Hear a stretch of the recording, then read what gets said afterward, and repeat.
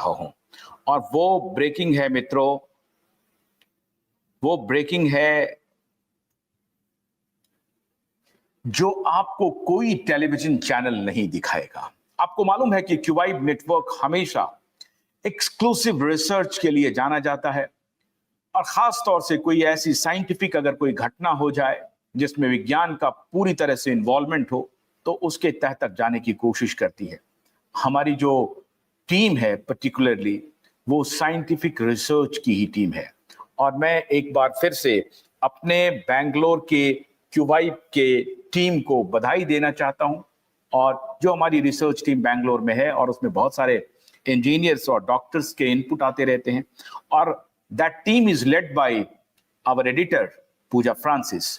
तो मैं खास तौर से पूजा फ्रांसिस को, अपने एडिटर को, बधाई देना चाहता हूं कि उन्होंने जो रिसर्च करके ये आज डॉक्यूमेंट्स निकाले हैं, और उनके जो साइंटिफिक इनपुट्स हैं, उसके आधार पे एक बार फिर से क्यूबाइब नेटवर्क आपके सामने एक्सक्लूसिव रिपोर्ट लेके आ रहा है बोइंग 787 के क्रैश से रिलेटेड।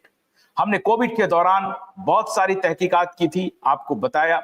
आपका क्यूबाइब नेटवर्क इसलिए जाना जाता है, जो खबर कोई नहीं दिखाता है, जिसके ऊपर किसी की नजर नहीं पड़ती है, या जानबूझ करके नजरअंदाज किया जाता है, हमारी नजर वहीं रहती है। और इसीलिए हमने अपनी साख को स्थापित किया है। हमारी क्रेडिबिलिटी यही है कि हम बिना लाग लपेट के, ना काहू से दोस्ती ना काहू से बैर, हम सत्य की तह तक पहुंचने की कोशिश करते हैं। अहमदाबाद में उस फेटल एक्सीडेंट के बारे में, जब बोइंग 787-8 का क्रैश होता है, उसके बाद से अनफॉर्चुनेटली मैं उस वक्त स्टूडियो से बाहर था, दूर था। जैसे, लेकिन हमारी नजर जैसे ही इस घटना पर पड़ी, हमें हमारी टीम ने अलर्ट किया कि क्रैश हो गया है। हमने फौरन से पेशतर अपनी टीम को अलर्ट किया कि आप इसके रिसर्च में जाइए, पता कीजिए सरकार क्या कह रही है, प्रधानमंत्री क्या कर रहे हैं, जा रहे हैं, हॉस्पिटल में क्या हो रहा है, गृह मंत्री कहां पहुंच रहे हैं, मुआवजा कितना दिया जा रहा है। इन सारी बकवासों को लेकर के हमारी उसमें कोई हमारी दिलचस्पी नहीं है। हमने साफ साफ अपनी टीम को कहा कि प्रधानमंत्री जाकर के हॉस्पिटल में इलाज का मुआयना कर रहे हैं, जो एक यात्री बचे हैं उनसे मुलाकात कर रहे हैं, बहुत अच्छी बात है, पूरी मीडिया दिखाएगी, और प्रधानमंत्री के दौरे के लिए पूरा सैनिटाइज किया जाएगा, बड़ी अच्छी बात है, जाना भी चाहिए। आप ये गलतफहमी मत पालिए कि जब मैं प्रधानमंत्री कहता हूं तो मैं मोदी जी का विरोध कर रहा हूं, और जब मैं होम मिनिस्ट्री कह रहा हूं तो मैं अमित शाह जी का विरोध कर रहा हूं, बिल्कुल भी नहीं। मैं प्रधानमंत्री का ये कस्टम हो गया है, घटना घटी है, वहां जाना है, उसमें उनका कोई दोष नहीं है, वो जाते ही हैं, होम मिनिस्टर जाते ही हैं, जांच के आदेश दिए ही जाते हैं, और जांच यहां पर 5-6 एजेंसी मिलकर के कर रही है, और इस जांच में एनआईए भी जांच कर रही है, होना भी चाहिए सिक्योरिटी का। अगर कहीं से भी कोई लूप होल्स निकले तो उसकी पड़ताल होनी ही चाहिए, पड़ताल हो रही है। हमारी दिलचस्पी उस पड़ताल में है जरूर कि आखिर घटा क्या था, लेकिन जब हमने अपनी जांच टीम को अलर्ट किया, और मुझे आज बहुत खुशी हो रही है, बल्कि बहुत मैं गौरवान्वित महसूस कर रहा हूं, इसलिए नहीं कि ये घटना घटी है, हमने पहले भी, एक दिन पहले भी श्रद्धांजलि दी, आज फिर हम दोबारा श्रद्धांजलि दे रहे हैं। जो मृत परिवार हैं उनको हमारी तरफ से पूरी भावभीनी श्रद्धांजलि है। लेकिन आज ये वक्त क्यों आया, इस पर तहकीकात, ब्लैक बॉक्स से जो कुछ भी निकलेगा तो वो होगा ही। लेकिन बोइंग 787 और बोइंग 787-9, 787-8, 787-9, इन दोनों के मैन्युफैक्चरिंग में एक बहुत बड़ा फ्लॉ रहा। इसके लिए विसिल ब्लोअर ने बाहर आकर के चेतावनी दी। बोइंग 787 के कर्मचारी ने आकर के चेतावनी दी। बोइंग कंपनी, ये तो प्लेन का नाम है, बोइंग बेसिकली कंपनी है, मैन्युफैक्चरर कंपनी है जो फ्लीट और प्लेन का निर्माण करती है।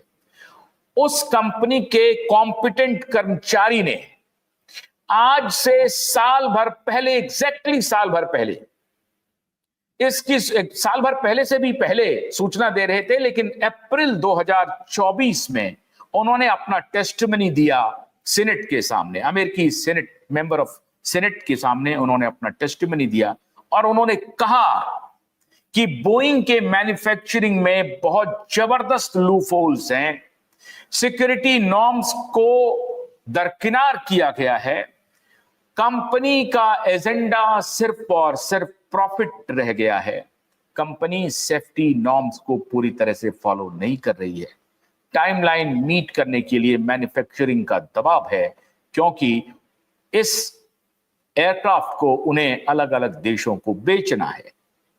भारत ने ये जो एयरक्राफ्ट जो क्रैश हुआ है 2014 में ये फ्लीट में शामिल हुआ था, एयर इंडिया की फ्लीट में, और तब एयर इंडिया का कोलैबोरेशन टाटा समूह से नहीं हुआ था। आपको याद होगा कि टाटा समूह ने हाल ही में विस्टारा के नाम से अपना एयर सर्विस शुरू किया था, लेकिन तब एयर इंडिया के साथ टाटा समूह का कोलैबोरेशन नहीं हुआ था। कोलैबोरेशन नहीं, खरीद लिया एयर इंडिया को 22,000 करोड़ रुपए में टाटा समूह ने एयर इंडिया को खरीद लिया, लेकिन उनके जो सारे फ्लीट थे एयर इंडिया के, वो टाटा समूह का अब मिल्कियत बन चुका है। टाटा समूह ने इसकी जांच पड़ताल की या नहीं की? जब मर्जर हुआ एयर इंडिया का टाटा समूह के साथ तो उन्होंने जांच की या नहीं की? टाटा समूह के चेयरमैन, उनका आ गया है बयान, सभी टेलीविजन चैनल पे चला है, मुआवजा दे दिया जाएगा, इंक्वायरी होगी, जांच होगी, सब कुछ होगा। लेकिन क्यूवाइड नेटवर्क जो आपके सामने एक्सक्लूसिव रिपोर्ट लाया है, जो किसी टेलीविजन चैनल पे आप नहीं देख सकते हैं क्योंकि टेलीविजन चैनल वाले ठकुर सुहाती करेंगे, सत्य की तह तक नहीं जाएंगे। और मुझे मालूम है कि ये कुछ जो अंदरूनी रिपोर्ट्स हैं वो हमारे देश के प्रधानमंत्री तक भी पहुंचेगा, और मैं अपने देश के प्रधानमंत्री को, अगर उन तक ये जानकारी, मुझे नहीं लगता है कि उन तक ये जानकारी नहीं होगी, जरूर होगी, लेकिन कोविड में भी बहुत सारी जानकारी उन्हें नहीं दी गई, या दी गई तो उनको कुछ और समझाया गया, और क्या हुआ आपने देखा। फिर आज जब बोइंग 787-8 का क्रैश हुआ है और उसमें 265 लोग अपनी जान गंवा चुके हैं, तो हमारा यह कर्तव्य है कि बोइंग 787-8 और 787-9 के मैन्युफैक्चरर का ओपिनियन क्या था, उसमें क्या डिफेक्ट था। एक नहीं, तीन इंजीनियर ने इसकी घोषणा की थी। मैं आपको वो तीनों इंजीनियर्स के नाम भी बताता हूं, और दूसरी उनका मैं आपको वो वीडियो क्लिप भी दिखाने जा रहा हूं, जिस वीडियो में बोइंग 787 या बोइंग कंपनी के जो विसल ब्लोअर हैं, जो इंजीनियर हैं, जिनको बड़ा लंबा अनुभव रहा है, उन्होंने जो टेस्टिमनी में अपनी बात कही है वो भी मैं आपको दिखाता हूं। लेकिन multiple whistle blowers have come, this is the report of QYB.in। आप QYB.in पे जाकर के आप पूरे रिपोर्ट को पढ़ सकते हैं, और मैं आपको QYB.in की रिपोर्ट साइट कर रहा हूं।